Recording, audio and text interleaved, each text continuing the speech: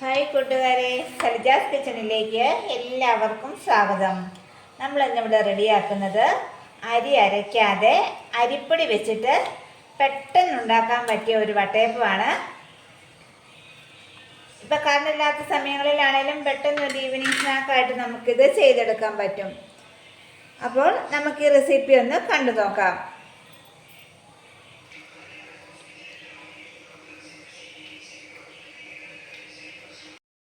നമ്മൾ വട്ടയപ്പം ഉണ്ടാക്കുന്നതിനായിട്ട് ആദ്യമായി നമുക്ക് ഈസ്റ്റ് ഒന്ന് ആക്റ്റീവ് ആകാൻ വയ്ക്കണം. അതിന് വേണ്ടിയിട്ട് നമ്മളൊരു 1/2 ടീസ്പൂൺ ഈസ്റ്റ് എടുത്തിട്ടുണ്ട്. ഇനി അതിലേക്ക് 1 സ്പൂൺ പഞ്ചസാരയും കൂടെ ചേർത്ത് കൊടുക്കാം. ഇനി ചെറിയ ചൂടുവെള്ളമാണ് എടുത്തിരിക്കുന്നത്, വളരെ ചെറിയ ചൂടേ ഉള്ളൂ. ഇനി ഇത് നന്നായിട്ടൊന്ന് ഇളക്കി കൊടുക്കാം. ഇനി ഇത് നമുക്കിവിടെ അടച്ചൊരു 15 മിനിറ്റ് വയ്ക്കാം. അരമണിക്കൂറായപ്പോഴേക്കും നമ്മുടെ ഈസ്റ്റ് ഇവിടെ ആക്റ്റീവ് ആയിട്ടുണ്ട്. ഇനി നമുക്കൊരു പാത്രത്തിലേക്ക് അരിപ്പൊടി ചേർത്ത് കൊടുക്കാം. ഇത് അപ്പത്തിനും ഇടിയപ്പത്തിനും ഒക്കെ ഉപയോഗിക്കുന്ന വറുത്ത പൊടിയാണ്, പാക്കറ്റിൽ കിട്ടുന്നത്.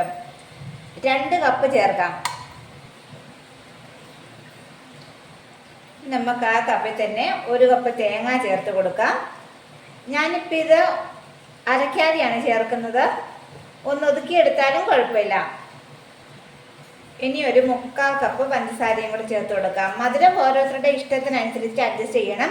ഇതിപ്പം നല്ല മധുരം വേണം ഇവിടെ എല്ലാവർക്കും, അതുകൊണ്ടാണ് ഇത്രയും ചേർത്ത് കൊടുക്കുന്നത്. 1/2 ടീസ്പൂൺ ഏലക്കാപ്പൊടി ചേർത്ത് കൊടുക്കാം. ഏലക്കയും പഞ്ചസാരയും കൂടെ പൊടിച്ചതാണ്. മധുരം ഒന്ന് ബാലൻസ് ചെയ്യുന്നതിനായിട്ട് 1 നുള്ളുപ്പ്.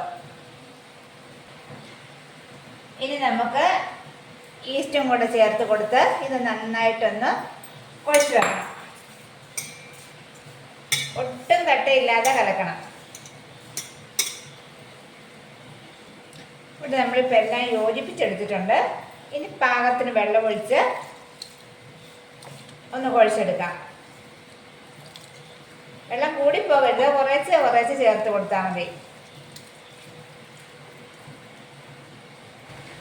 ഇനി നമുക്കിതിലേക്കൊരു 3/4 കപ്പ് ചോറ് അരച്ചതും കൂടെ ചേർത്ത് കൊടുക്കാം. നമ്മൾ പൊടി അളന്ന കപ്പിന് തന്നെയാണ് ഈ ചോറും എടുത്തിരിക്കുന്നത്, 3/4 കപ്പ്. നമ്മളിപ്പോൾ ഇവിടെ എല്ലാം നന്നായിട്ട് മിക്സ് ചെയ്തെടുത്തിട്ടുണ്ട്. ഈ ഒരു ലൂസിനാണ്. ഇത് ഉണങ്ങിയ പൊടി ആയതുകൊണ്ട് കുറച്ചും കൂടെ കുറുവും, അതുകൊണ്ട് ഇപ്പം അല്പം ലൂസ് കൂട്ടിയാണ് എടുത്തിരിക്കുന്നത്. ഇനി ഇത് നമുക്കിവിടെ അടച്ചു വെക്കാം. ഇനി നമുക്കിവിടെ ഒരു ബേസിനകത്ത് കുറച്ച് ചൂടുവെള്ളം ചേർത്ത് കൊടുക്കുക. ഇതൊട്ടും ചൂടില്ല, കൈ മുട്ടിക്കഴിഞ്ഞാൽ പൊള്ളാവുന്ന ചൂടില്ല. ആ ചൂടിലെ വെള്ളം ചേർത്ത് കൊടുത്തിട്ട് അതിലേക്ക് ഈ മാവ് ഒന്ന് ഇറക്കി വെക്കുവാണെങ്കിൽ ഇത് പെട്ടെന്ന് റെഡിയാവും. എന്നുവെച്ചാൽ ഇവിടെ ഇന്ന് നല്ല മഴയാണ് രാവിലെ മുതൽ. വേനൽക്കാലമാണെങ്കിൽ കുഴപ്പമില്ല. ഇപ്പോൾ മഴക്കാലത്ത് ഇങ്ങനെ നല്ല തണുപ്പുള്ള സമയത്ത് ഇങ്ങനെ വെച്ച് കൊടുക്കുവാണെങ്കിൽ ഇത് പെട്ടെന്ന് റെഡിയായി കിട്ടും. ഇനി ഇത് നമുക്കിവിടെ അടച്ചു വെക്കാം. നമ്മുടെ മാവ് ഇവിടെ റെസ്റ്റ് ചെയ്യാൻ വെച്ചിട്ട് ഇപ്പം 3 മണിക്കൂറായിട്ടുണ്ട്. ഇതിപ്പോൾ ഇന്ന് നല്ല മഴയായതുകൊണ്ടാണ് ഇത്രയും താമസം, അല്ലെങ്കിൽ ഒരു 2 മണിക്കൂറൊക്കെ കൊണ്ട് നന്നായിട്ട് പൊന്തി വരുന്നതാണ്. ഇപ്പം ഇന്ന് ഇത് 3 മണിക്കൂറോളം എടുത്തു. ഇനി നമുക്ക് ഇതൊരു പ്ലേറ്റിലേക്ക് ഒഴിച്ചു കൊടുക്കാം.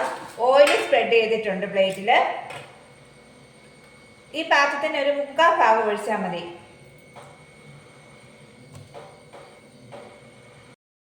ഇനി ഇത് നമുക്കൊന്ന് ആവി കയറ്റി എടുക്കണം.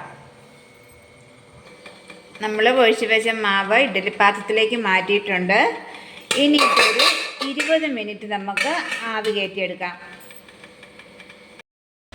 ഇപ്പോൾ 20 മിനിറ്റ് കഴിഞ്ഞു. വട്ടയപ്പം ഇവിടെ നന്നായിട്ട് വെന്തിട്ടുണ്ട്,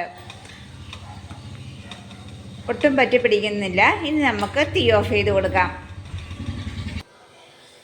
ഇനി ഇത് നന്നായിട്ടൊന്ന് ആറുന്നിടം വരെ നമുക്കൊന്ന് വെയിറ്റ് ചെയ്യാം.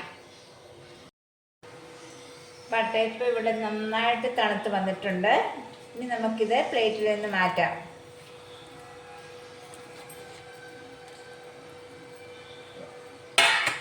ഈസി ആയിട്ട് തന്നെ ഇത് വിട്ട് കിട്ടും കേട്ടോ.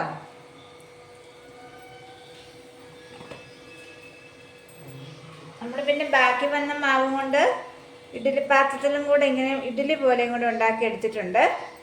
നല്ല സോഫ്റ്റാണിത്. അപ്പോൾ വീഡിയോ ഇഷ്ടമായാൽ എല്ലാ കൂട്ടുകാരും ലൈക്ക് ചെയ്യാനും ഷെയർ ചെയ്യാനും സബ്സ്ക്രൈബ് ചെയ്യാനും മറക്കല്ലേ. നമുക്ക് അടുത്ത വീഡിയോയുമായി വീണ്ടും കാണാം. എല്ലാവർക്കും താങ്ക്